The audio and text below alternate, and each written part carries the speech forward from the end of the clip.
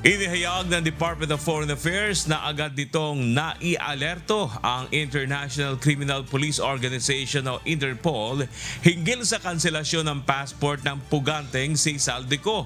Sa pahayag ng DFA, sinabi nito na December 2025 pa ay agad nilang naipagbigay alam sa Interpol ang tungkol sa kanselasyon ng passport ng dating mambabatas.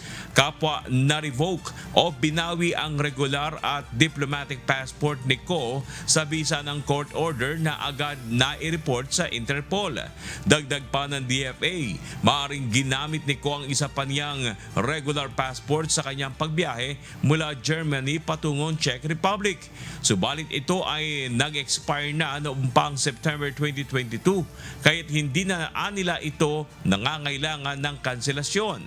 Nauna nang napabalita na na-deny si Saldico na makapasok ng Czech Republic dahil sa umano'y kakulangan ng mga dokumento.